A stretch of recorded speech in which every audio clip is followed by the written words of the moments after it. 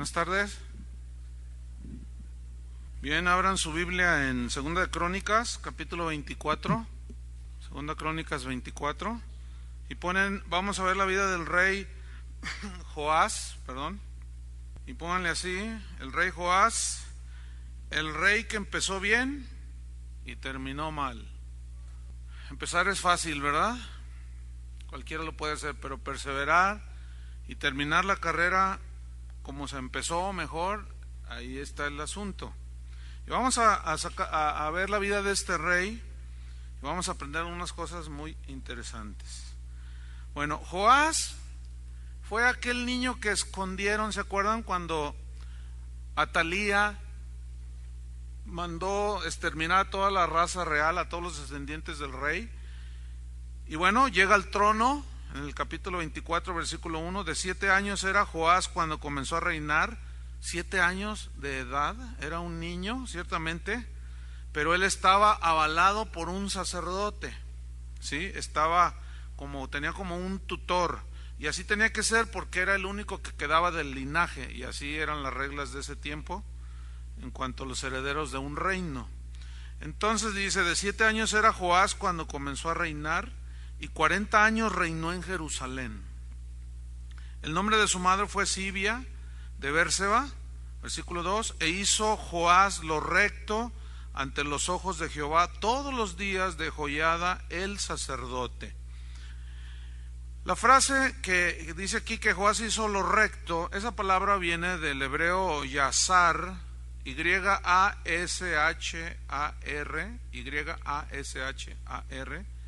yasar, que significa justo, hizo lo justo, o sea, lo equitativo, como Dios había mandado. Entonces, así empezó Joás haciendo lo recto. Vamos a Deuteronomio capítulo 6, versículo 18, porque él conocía esta parte de la escritura. Deuteronomio 6, 18, él la conocía y empezó bien. Y así empiezan algunos en el ministerio bien, muy entusiastas, haciendo las cosas bien. Dice, la instrucción era, y haz lo recto y bueno ante los ojos de Jehová. Hay que hacer lo bueno y lo recto delante de ¿quién? De Dios, porque si nosotros tratamos de hacer cosas para quedar bien con los hombres y que hablen bien de nosotros, o para dar una apariencia, pero Dios ve el corazón. Entonces, aquí la demanda de Dios era hacer lo bueno y lo recto delante de Jehová para que te vaya bien. ¿Quieren que les vaya bien a ustedes? Les pregunto. Hagan las cosas con la motivación correcta. Así de sencillo, obedeciendo a Dios. Proverbios 11, versículo 10. Proverbios 11, 10 y 11 para que noten. Proverbios 11, versículo 10 y 11.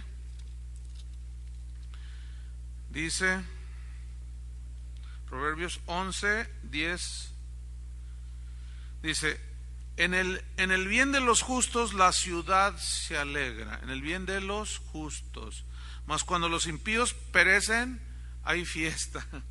Versículo 11, por la bendición de los rectos, los que hacen las cosas rectas, honestas, la ciudad será, ¿qué? Engrandecida. Es decir, cuando un pastor, un ministro, un rey, un gobernador hace lo justo y lo recto, los beneficiados, ¿quiénes son? Son sus gobernados o sus pastoreados, en este caso de liderazgo espiritual cristiano, caso de un ministerio. Entonces así empezó Joás, haciendo lo recto ante los ojos de Dios, y como consecuencia viene la bendición, viene el apoyo de Dios. Versículo 3 dice, y Joiada, sigo en 2 de Crónicas 24, 3, y Joiada, que era el sumo sacerdote de ese tiempo, era el que presidía el aspecto espiritual ahí en el pueblo de Dios, y Joiada, el sacerdote, tomó para él, o sea, para Joás, 2 mujeres y engendró hijos e hijas. ¿Por qué tomó 2 mujeres? Miren, ¿se acuerdan que en el capítulo 22 de Segunda de Crónicas, Atalía mandó matar a todos los descendientes reales? Entonces, ¿por qué el sacerdote hizo eso? Era una práctica que había en aquel tiempo y tuvo hijos e hijas para que hubiera gente que recibiera el reino. Era una práctica, ¿verdad?, que se daba en esos tiempos, y esa es la explicación bíblica. No tiene nada que ver aquí con un adulterio o cosas de esas, no, era por la situación que prevalecía en ese tiempo, y así eran las costumbres, ¿sí? Aquí no está hablando de adulterio ni de cosas de esas. Entonces, por eso es que anoten 2 Crónicas 22, versículo 10 y 11, ahí es donde está la razón del por qué Joiada tomó para Joás 2 mujeres y engendró hijos e hijas. Fíjense aquí cómo no habla de lascivia o de cosas de esas, porque tenía que tener descendientes, porque si no se detenía. En aquel tiempo los hijos heredaban el reino. Bien, versículo número 4. Después de esto aconteció que Joás decidió restaurar la casa de Jehová. Decidió, fíjate, es una decisión que él tomó de restaurar la casa de Dios. ¿Qué había pasado? Lo que en múltiples ocasiones sucedió. Habían descuidado la casa de Dios, habían descuidado la ley de Dios. Entonces surge este rey con un corazón para Dios, un corazón recto, y lo primero que hace es organizar y restaurar la casa de Dios. Pedro dice que el juicio comienza por la casa de Dios. Es decir, que es en la casa de Dios donde se debe manifestar la rectitud, la honestidad, la integridad. Desgraciadamente en estos tiempos eso está muy peleado, ¿verdad? Con hombres que han entrado impíamente y han hecho de las suyas dentro de la casa del Señor, ¿verdad? Entonces se necesita gente como Joás en este aspecto, decidirse por edificar la iglesia del Señor. Entonces se decide restaurar la casa de Jehová, lo mismo que hizo Nehemías, lo mismo que hizo Ezequías, Josías, ciertos hombres allí que Dios había levantado, y pues pídele a Dios que tú seas un restaurador, que te use para arreglar cosas dentro de la iglesia de Dios. Versículo 5, y reunió a los sacerdotes y los levitas, que eran los encargados de la administración en la casa de Dios, y les dijo el rey: salid por las ciudades de Judá y recoged dinero de todo Israel, para que cada año sea reparada la casa de vuestro Dios. Fíjate, él era un rey que entendía que había que recolectar dinero entre el pueblo. ¿Para qué? Para el mantenimiento de la casa de Dios, ¿sí? Ahora, esto que hizo Joás era un mandamiento que la ley decía que Dios le había dado a Moisés, que debían de hacer los hijos de Israel. Ahorita vamos a ver un poco más adelante de este aspecto. Entonces él les dice: vayan y recojan dinero de todo Israel. O sea, era una ofrenda, una colecta que ellos deberían de ir a todo el pueblo, y todos deberían de cooperar porque era la casa de Dios. Es lo mismo hoy en el Nuevo Testamento. Todos debemos de cooperar, de dar, para que la casa de Dios, o los lugares de reunión, los ministerios, y por ejemplo aquí como tenemos este edificio, pues este edificio necesita mantenimiento, ¿no es cierto? Se paga luz, se paga agua, necesita reparaciones constantemente, el mobiliario, ¿y quiénes son los que los usan? Pues ustedes mismos, ¿verdad? Entonces aquel que no corresponde dando para el mantenimiento de la casa de Dios no ha entendido un elemento importante dentro de la vida cristiana. Entonces les encomienda esto, dice: y vosotros, les dice a los levitas y a los sacerdotes, poned diligencia en el asunto de ir y recoger la ofrenda a todo Israel. Pero fíjate lo que sucedió aquí, pero los levitas no pusieron diligencia. O sea, eran de ese tipo de ministros que, no, ¿para qué no? Así, y no pusieron diligencia en lo que era su ministerio. Si tú de verdad quieres ser usado por Dios, tienes que ser fiel en lo poco, para que Dios te ponga en lo mucho. Muchos anhelan lo grande, lo que llama la atención, pero no son capaces de ser fieles a veces ni siquiera en la puntualidad. Hay una parábola en Mateo capítulo 25 del 14 al 30 que es la parábola de los talentos, ¿la recuerdan? Cómo el Señor les repartió a unos 5 talentos, a otros 2 y a otro 1, y dice según su capacidad. No todos tenemos la misma capacidad. Hay gente que tiene capacidad para pastorear solamente 50 personas, esas que las lleve directo al cielo en el camino cristiano. Hay otros que tienen capacidad para 500, otros 5,000, 10,000, qué sé yo, y capacidades de todo tipo. Eso simboliza aquí la parábola. Pero luego habla de que al que le entregó 5 los multiplicó y le regresó otros 5, entonces eran 10, y dijo: bien, buen siervo y fiel. Y luego llegó el que le había entregado 2 talentos y le dijo: Señor, aquí tú me entregaste 2, entonces aquí te entrego otros 2 multiplicados. Bien, buen siervo y fiel. ¿Qué va a juzgar Dios? ¿La cantidad o la fidelidad? La fidelidad. Pero porque luego llega uno al que le había entregado un solo talento y dice: no, pues yo lo escondí, no hice nada. Entonces el Señor dice: quítenle ese talento a este siervo malo y negligente. Entonces el ministro de Dios, los que servimos a Dios, los cristianos, debemos ser gente diligente en lo que hace. Mira, lo que hagas, por favor, por el nombre de Jesús, hazlo bien, lo mejor que puedas. Y si trabajas limpiando el patio qué sé yo, y la plaza de armas ahí en el centro de Guadalajara, bárrela bien, por el amor de Dios. Los grandes hombres como Benito Juárez, como Franklin, como hombres en la historia, casi todos se distinguen porque empezaron desde nada y llegaron a ser algunos de ellos presidentes de sus países. Yo estaba leyendo la biografía de Benito Juárez, que es uno de los héroes pues más respetados en nuestro país, y es impresionante ese indígena cómo no sabía ni leer. Pero él empezó queriéndose superar y todo lo que hacía lo hacía bien. Llegó a ser presidente de México, casi nada. ¿Por qué? Porque el que es fiel en lo poco es puesto en lo mucho, ¿verdad?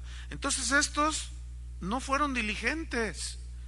Entonces cuando alguien no es diligente en lo que tiene que hacer, sea una empresa, lo que sea aplicándola a una iglesia, hermanos, no funciona. Veamos lo que sucede, versículo 6. Por lo cual el rey llamó al sumo sacerdote Joiada y le dijo: ¿por qué no has procurado que los levitas traigan de Judá y de Jerusalén la ofrenda que Moisés, siervo de Jehová, impuso a la congregación de Israel para el tabernáculo de reunión? Esto está en Éxodo 30, versículo 11. Esa es la ofrenda que Dios le había mandado a Moisés. ¿Por qué no has procurado?, le dice. ¿Por qué no has tratado con los levitas? Y aquí hay un principio. ¿A quién le reclamó el rey? A la cabeza. ¿Quién era la cabeza ahí? El sumo sacerdote. Y le reclamó y le dijo: oye, espérame, ¿por qué no has procurado? No le reclamó a los levitas irresponsables. ¿Le reclamó a quién? Al encargado, al responsable. Ya lo hemos visto ese principio en otras ocasiones. Cuando un equipo de fútbol no funciona, ¿sobre quién se van? ¿A quién le piden cuentas? Al entrenador. Un restaurante no funciona, van sobre el gerente. Una iglesia no funciona, ¿y sobre quién se va el Señor? Sobre el pastor. La prueba está en las 7 iglesias de Apocalipsis. Escríbele al ángel, o sea, al pastor de la iglesia, al pastor, al responsable. Pero los que son esposos, ¿cuántos son esposos? Si tu familia no funciona, por más que digas: esta vieja que me tocó, no, ¿cuál vieja? No, a ti te va a pedir cuentas el Señor. ¿Por qué? Porque eres la cabeza. Eres la cabeza. No les gusta eso a los varones, ¿verdad? Cuando Eva desobedeció, ¿a quién le pidió cuentas el Señor? ¿A Eva? ¿Le reclamó a Eva? ¿A quién le reclamó? A Adán. ¿Por qué? Porque así es el principio. Así es que, varón, si tú dices, no, pues es que mi esposa, no, que mis hijos, echando la culpa a todo el mundo, eres un seguidor de Freud, que decía que eres eres una consecuencia de las circunstancias que te rodean. No, discúlpame, si tú dices que eres cristiano y tú eres hombre, eres cabeza de hogar, sobre ti va. ¿No les gustó, verdad, varones? Pues ni modo, lo siento mucho. Pues aunque les dijera que le va a pedir cuentas a tu esposa, los estaría mintiendo y va a llegar. Es mejor que sepas que es a ti el que te va a pedir cuentas, ¿no? Lo mismo en una congregación. No funciona bien el asunto y sobre quién va el Señor. Cuando hay algo que nosotros no, yo como pastor no soy diligente en algo del funcionamiento de la congregación, el Señor va sobre mí. Después trata también con los irresponsables, ¿no? Pero ¿por qué va por la cabeza? Porque la cabeza, el responsable es el que tiene que poner orden. Entonces, pastor que no aplica disciplina en su iglesia, pobre. Pastor que no es diligente en lo que tiene que hacer como pastor, ay, ay, ay. Seguimos leyendo. Versículo 7. Entonces le está reclamando Joás a Joiada. Le dice en el versículo 7, porque la impía Atalía y sus hijos habían destruido la casa de Dios. Y además habían gastado en los ídolos todas las cosas consagradas de la casa de Jehová. ¿Qué hicieron con los bienes y el dinero? Gastaron en sus ídolos. Qué increíble, ¿no? ¿Qué hacen los cristianos de hoy? Esto me suena así como a conciertos. La gente, fíjense, los cristianos de hoy gastan más en su entretenimiento cristianoide que en lo que le dan a Dios. No, y luego todavía algunos cristianos se esfuerzan por comprar su entrada VIP al concierto. ¿Verdad? ¿Saben lo que significa VIP? Es unas iniciales en inglés que significan personas muy importantes. Entonces tú, pero ese boleto te cuesta 1,500 pesos o $150. Yo quisiera ver que dieran una ofrenda para las misiones de esa cantidad. No dan ni 20 centavos y gastan en sus ídolos. Y eso es una ofensa a Dios. ¿A poco creen que Dios no está al pendiente de lo que hacemos con nuestro dinero? Versículo 8. Mandó pues el rey que hiciesen un arca para recoger la ofrenda para el mantenimiento del templo, la cual pusieron fuera a la puerta de la casa de Jehová. E hicieron pregonar en Judá y en Jerusalén que trajesen a Jehová la ofrenda que Moisés, siervo de Dios, había impuesto a Israel en el desierto. Fíjense, era un impuesto que debían pagar, era obligatorio. Ahora, ¿esto está vigente hoy? No, porque ya no estamos bajo la ley, ya no es obligatorio. Ya lo estamos viendo los que son de casa de oración. Yo les estoy dando una serie. Entonces, ¿esto de obligatorio está vigente? No. En el Nuevo Testamento estamos bajo la gracia y la gracia da más que bajo la ley, ¿no es cierto?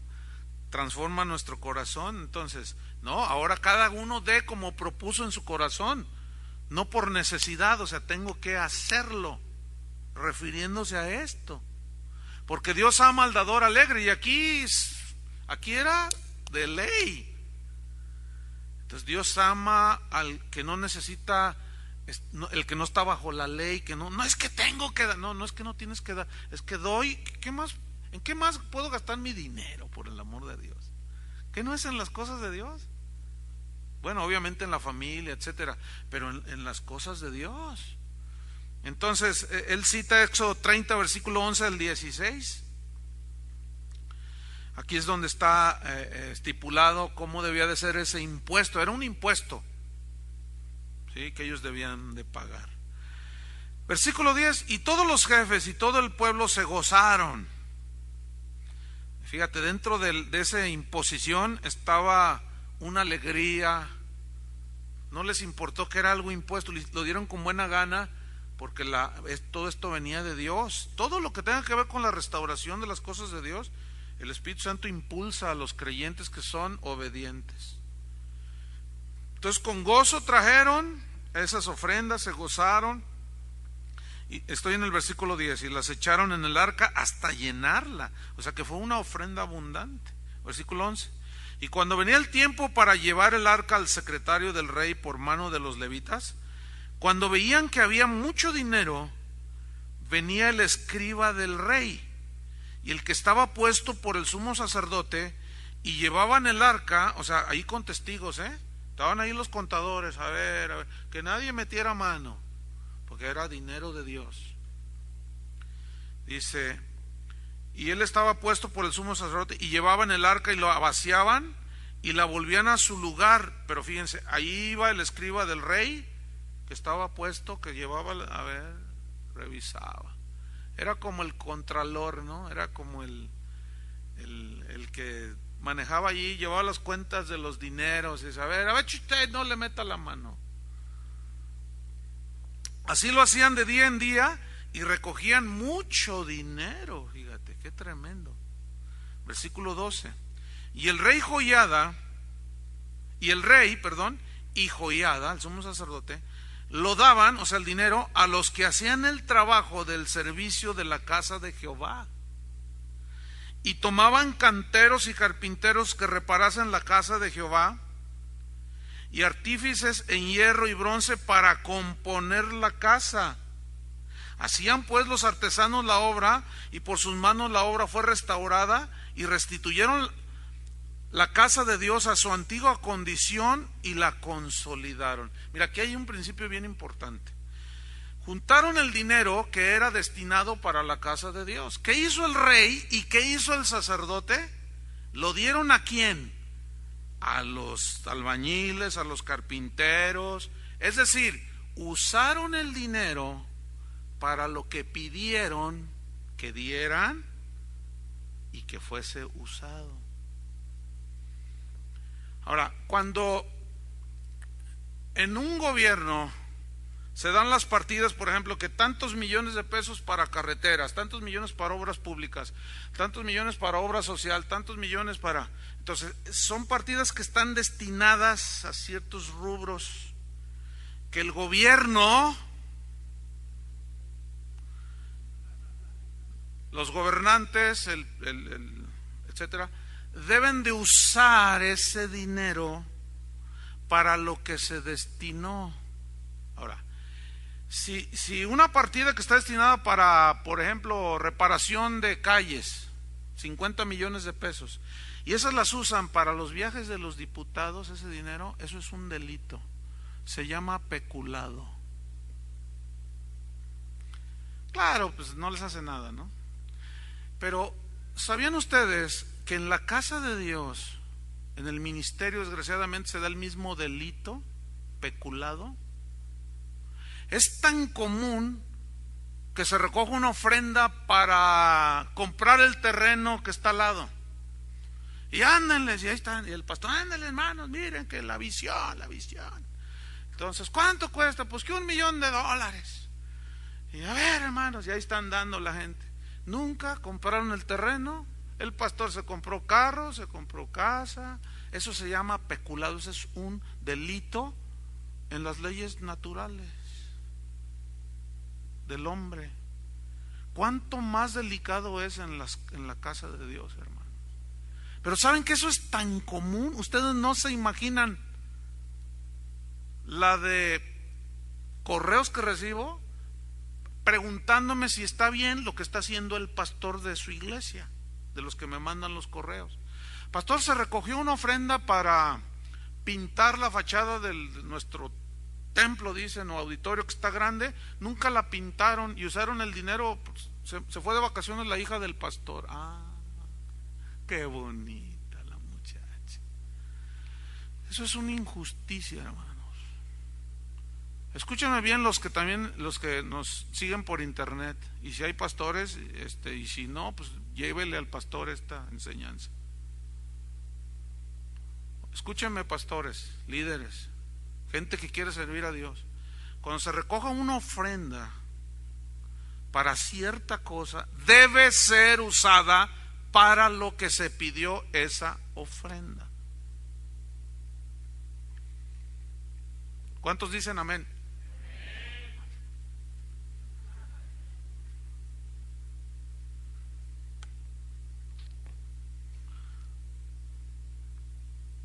Ese amén estuvo muy flojo. No me gustó. ¿Qué deben de hacer? Yo sé que aquí hay estudiantes de otras congregaciones. Usted tiene el derecho de ir con el pastor y decir: oiga, pastor, discúlpeme, se pidió una ofrenda para arreglar el piso y no se ha hecho, se llegó a la cantidad. ¿Dónde está? No, que yo soy el siervo tranza, ¿cuál? No le diga así tampoco, ¿no? No, pero usted piénsela bien, ¿en qué lugar está? ¿Les gusta que nuestros gobernantes hagan peculado con los dineros? A mí me enoja, me molesta. ¿Cuánto más el dinero de Dios, hermanos?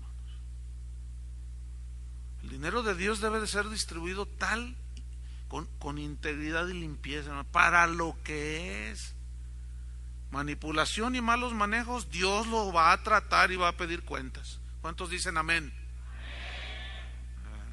Voy a dormir a gusto esta noche. Bueno, sigo en el versículo 14.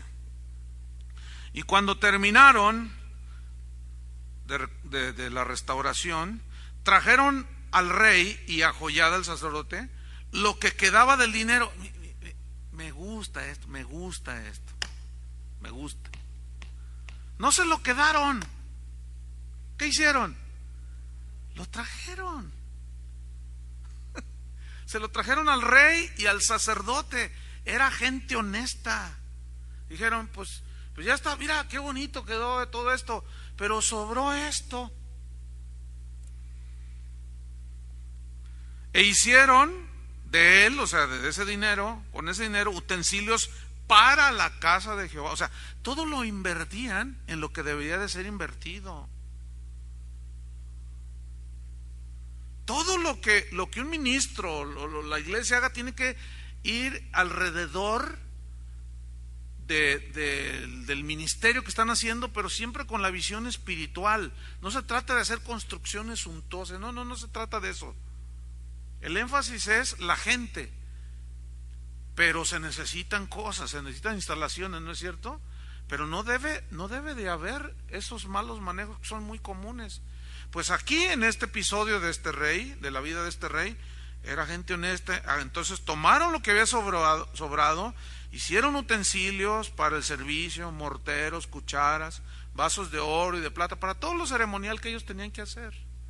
Y sacrificaban holocaustos continuamente en la casa de Jehová todos los días de Joiada. O sea, ese sacerdote, después de la reprensión del rey, tomó control. Dijo, no, sí, estoy mal. Y tomó control del asunto. ¿Qué hizo? Cumplieron la obra. Ahora, dice que eso se hizo todos los días de Joiada. O sea, este sacerdote cumplió. Vamos a ver lo que viene a continuación, versículo 15. Mas Joiada envejeció y murió lleno de días. Esto significa que murió en paz, contento en su corazón, viejito, de 130 años era cuando murió. Pero con el gozo de Dios de haber sido fiel, le esperaba la corona que Dios le va a dar a los fieles. Y se murió el viejito. Pero ¿qué sucedió con el rey? Versículo 16, y lo sepultaron en la ciudad de David con los reyes. Fíjate, con los reyes. Por cuanto había hecho bien con Israel, y para con Dios y con su casa. Todo lo que hizo este sacerdote, fidelidad hasta el final. Me gusta esa parte. Pero, versículo 17, vean lo que sucede a continuación.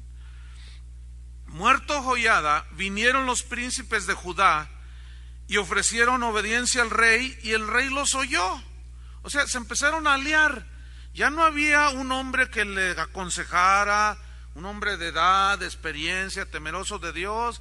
Y el rey como que dijo, bueno, pues sí había rectitud en él, pero mientras no haya alguien a quien te esté aconsejando y te esté llevando por el buen camino, como que dijo, bueno, pues ahora yo voy a hacer lo que quiera, ¿no? Y los oyó, dice, versículo 18, y desampararon la casa de Jehová, el Dios de sus padres. Fíjate, de lo que se ocupó mientras Joiada vivía, en cuanto muere, a Dios. Es como el hijo que se porta bien, mientras que el papá, que es muy rico, está ahí, se porta bien. No, sí, papá, no, sí, estudia y todo. Y un día se muere el papá y le deja toda la herencia. Ahora sí, dice, y deja la universidad, deja todo y gasta su dinero. ¿Cuál hijo pródigo? Despilfarrador. Eso significa pródigo, despilfarrador. Entonces fíjense lo que hace este rey. Desampararon la casa de Jehová, el Dios de sus padres, y sirvieron a los símbolos de acera y a las imágenes esculpidas. Es increíble, ¿no? ¿Cómo nomás no hay una figura que represente autoridad y que te guíe en los caminos de Dios, y luego te sales? Por eso a muchos no les gusta tener una imagen de autoridad, porque quieren hacer lo que quieren, terminan adorando ídolos, terminan haciendo lo que hicieron, lo que hizo este rey. Por eso es bueno estar siempre bajo la supervisión pastoral. Ese es un principio en la Biblia. A la vez el pastor, como nosotros, o en mi caso, gente que está allí, como el hermano Pablo, toda la vida ha estado ahí. Dice, entonces la ira de Dios vino sobre Judá y Jerusalén por este su pecado. ¿Qué vino como consecuencia? El enojo de Dios. Claro. ¿A poco creen que Dios está muy contento con la iglesia del siglo XXI, hermanos? Pero para nada, Versículo 19. Y les envió profetas el Señor para que los volviesen a Jehová, los cuales les amonestaron, mas ellos no los escucharon. ¿Qué les envió? Profetas. ¿Sabes cuál era la labor de un profeta en el Antiguo Testamento? Siempre era reprensión del pecado del pueblo. Siempre que veas un profeta en el Antiguo Testamento, y aún en el Nuevo, Juan el Bautista es el prototipo fue el último de los profetas. Siempre era reprender el pecado, no como los profetillas de almohadilla de hoy, que se dedican a profetizar bienestar para el 2009. Todo te va a ir bien, tu negocio. Esos son profetas de pacotilla y de almohadilla. Profetillas. Profeta o hombre que se diga que es profeta y no reprende el pecado del pueblo, escúchenme, no es profeta. Así de simple. Se jactan de ser profetas y nunca reprenden el pecado de la gente y las tranzas que hay, porque ellos muchas veces son los generadores de la corrupción. Qué triste esto. Les envió profetas y no hicieron caso, no los escucharon. Así es hoy, hermano. Hay muchos que andan hablando allí de verdad en el nombre del Señor y no le gusta a la gente. ¿Por qué? Porque les reprenden sus corrupciones y sus pecados. Y quieren volver a la iglesia, a los caminos de Dios, y se les ponen en contra. Hoy recibí un correo de esos que te amenazan. Pero ahí verán cómo estoy temblando. No voy a poder dormir hoy. Dice, vas a ver lo que te voy a hacer. Ay, sí que me va a hacer. ¿Vieran cómo? No, por favor, bueno, no me estoy tampoco, bueno, estoy haciendo lo que hace Elías. Estoy usando el sarcasmo, ¿sí? Como si, ¿qué se creen dioses o qué estos? O sea, esto que yo hablo por ejemplo, lo que acabo de decir del peculado, olvídate, no, pues esto les pisa el callo a un montón de delincuentes que están metidos en las iglesias, en el ministerio, no les gusta. Entonces dicen, no, vas a ver, te voy a investigar, investígame todo lo que quieras. Yo tengo nada que esconder. Ahora, si alguien acusa, pues que lo prueben, yo no me voy a defender, porque yo no tengo nada que defender. Mi defensa es Dios. Así de simple. Yo no tengo miedo a nadie. Y trato de hablar las cosas como son. Así las ven en la Biblia, ¿sí? Pero a veces hay que pagar un precio, Y vean lo que pasó. Entonces no escucharon, versículo 20. Entonces el Espíritu de Dios vino sobre Zacarías, hijo del sacerdote Joiada. Vino sobre él. Y puesto en pie, donde estaba más alto que el pueblo, les dijo, así ha dicho Dios. Esa frase hoy es muy manipulada. Así dice el Señor, pero te dice te dicen cosas que él nunca dijo. Porque el así dice el Señor, siempre que lo ves en la Biblia, así dice el Señor, es reprensión de pecado. La gran mayoría de las veces que dice, así dice el Señor, es Dios reprendiendo a su pueblo. Y aquí está otra vez, y ahora dice, así dice el Señor, prosperarás, todo se arreglará. Crisis, eso lo dicen los profetas de la negativos que andan por ahí. No, Dios te vaticina, no lo dicen así, ¿no? Yo establezco y decreto bendición para tu vida en el 2009. Miren, acuérdense de esto, en enero, cuando empiezan las clases, yo les voy a dar las páginas de todos esos agoreros. Profecía por el apóstol no sé qué para el 2009. Hagan de cuenta Walter Mercado.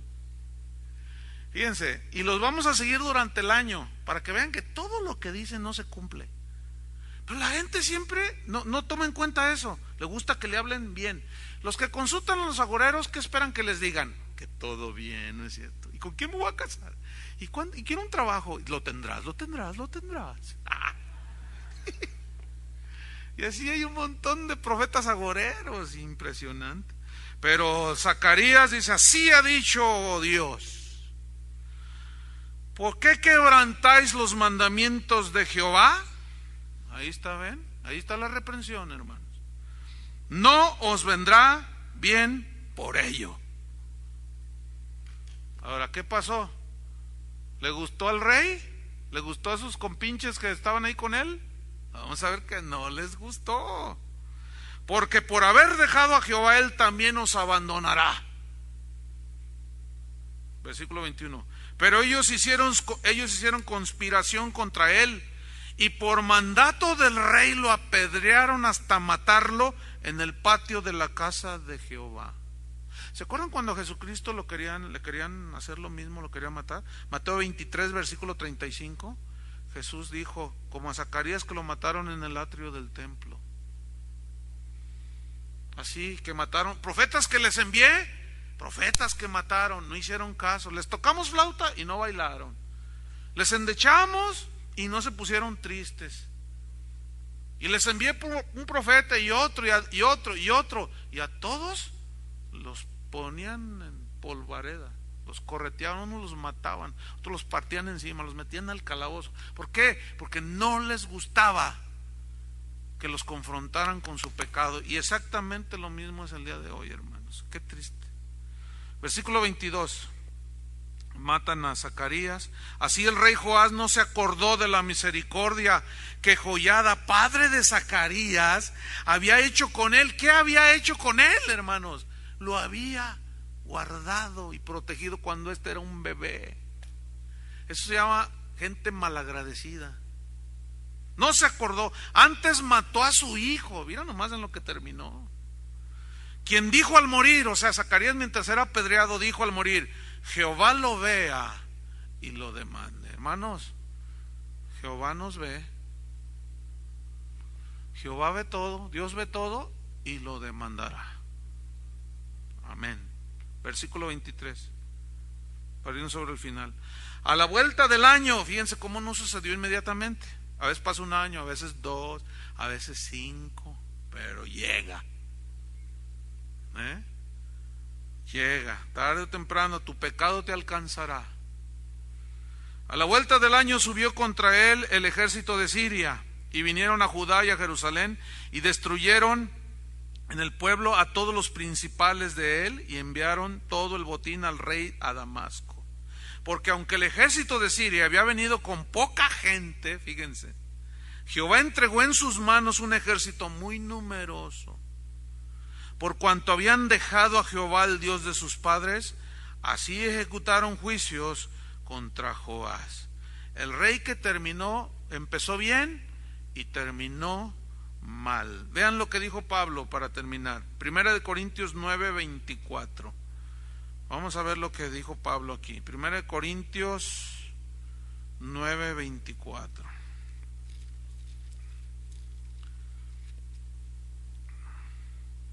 Dice así: ¿No sabéis que los que corren en el estadio, todos a la verdad corren, pero uno solo se lleva el premio? Corred de tal manera que lo obtengáis. Todo aquel que lucha, de todo se abstiene. Ellos, o sea, los corredores en el estadio, a la verdad, para recibir una corona corruptible, pero nosotros una incorruptible. Estas son las recompensas que el Señor va a dar. ¿A quién? A los fieles. Versículo 26. Así que yo de esta manera corro. ¿Cómo? Hacia la obtención del galardón. No como a la aventura, a ver qué sale. No. De esta manera peleo. Y pone la figura de un corredor y de un boxeador. Pero no como quien golpea al aire. No. Versículo 27, sino que golpeó mi cuerpo. Esto no significa algo literal, sino es algo simbólico, ¿no? Que lo sujetaba de sus pasiones, de sus anhelos terrenales, etcétera. Sino que golpeó mi cuerpo y lo pongo en servidumbre. No sea que habiendo sido heraldo para otros, yo mismo venga a ser eliminado. No de perder su salvación, sino eliminado de la carrera del ministerio. Hoy hay gente que sigue en el pastorado. Fueron tranzas, adúlteros, un montón y siguen todavía ahí. Esos no van a recibir premios, esos están descalificados, porque no corrieron conforme a las reglas de la carrera. Otro versículo finalmente, 2 Timoteo 4, 2 de Timoteo 4, versículo 1. 2 Timoteo 4, 1. Dice, te encarezco delante de Dios y del Señor Jesucristo, o sea, como testigos, que juzgará a los vivos y a los muertos en su manifestación y en su reino. Timoteo, versículo 2. Que prediques la palabra. ¿Que prediques qué? ¿La última moda psicológica? La palabra, hermanos, la palabra. Que instes a tiempo y fuera de tiempo, es decir, dales con todo, en todo tiempo. Y luego dice, ¿qué debería de hacer con la palabra? Redarguye, es decir, sácales a colación las torceduras que traen. ¿Cómo la iglesia se puede ir desviando? Y siempre trata de encarrilarlos y meterlos a la obediencia de la palabra. Redarguye, reprende, exhorta con toda paciencia y doctrina. O sea, la doctrina bíblica. La manera de hacerlo es a través de la palabra de Dios, confrontándolos, ¿cómo? Con la palabra de Dios. Versículo número 3, la razón de por qué debe de ser así. Porque vendrá tiempo cuando no sufrirán la sana doctrina, o sea, no soportarán oír la sana doctrina, no les gusta, y como en los tiempos de Joás, que les dijo su verdad Zacarías, no les gustó. Vendrá tiempo, dice, cuando no soportarán oír la sana doctrina, sino que teniendo comezón de oír, se amontonarán maestros conforme a sus propias concupiscencias, y apartarán de la verdad el oído y se volverán a las fábulas. Pero tú sé sobrio en todo, ecuánime, soporta las aflicciones, haz obra de evangelista, o sea, predícales el evangelio, cumple tu ministerio. ¿Se acuerdan de Joiada? Le bajó, pero luego cumplió. Versículo 6, porque yo ya estoy para ser sacrificado. Pablo sabía que iba a morir como un mártir. Y el tiempo de mi partida está cercano. Vean lo que dice, ¿eh? Y de esto hazlo un deseo, que no lo cambies por un plato de lentejas, ni por 30 monedas de plata. He peleado la buena batalla, he acabado la carrera, he guardado la fe. Por lo demás me está guardada la corona de justicia, la cual me dará el Señor juez justo en aquel día. Y no solo a mí, sino también a todos los que aman su venida. Joás, el rey que empezó bien y terminó mal. Todos ustedes empezaron bien, la mayoría, pero ¿cómo vas a terminar? Yo he hecho de esto una meta, por eso tenemos que golpear el cuerpo en este sentido, ¿verdad? Sujetarnos a la obediencia de la palabra, caminar en la palabra de Dios, escuchar las reprensiones del Espíritu Santo. Y si algo se quiere salir del camino, volverlo al camino otra vez, aunque esto no les guste a algunos. ¿Estás dispuesto a terminar la carrera? Bueno, nos veremos en unos 15, 20 años, no sé. Vamos a ver cómo Dios, pero el que se encomienda a la gracia de nuestro Señor Jesucristo terminará. Si eres obediente, si somos obedientes, si somos nobles de corazón, andamos en lo recto, en lo justo, Dios sabe guardar los suyos. Amén. Y aquel que es poderoso para guardarnos sin caída, nos guardará hasta el día de Jesucristo. Así debemos de terminar la carrera, hermanos. Oremos. Señor, te damos gracias porque esta lección de la vida de este rey nos enseña, nos ministra, nos exhorta, nos reprende, nos redarguye. Ayúdanos, Señor, ten misericordia de nosotros. Sin tu ayuda, sin tu favor, sin tu gracia, no podemos, Señor, terminar la carrera. Pero para eso se requiere rectitud de corazón, pureza de corazón, corazón justo. Danos ese corazón, Señor, fórmalo dentro de nosotros.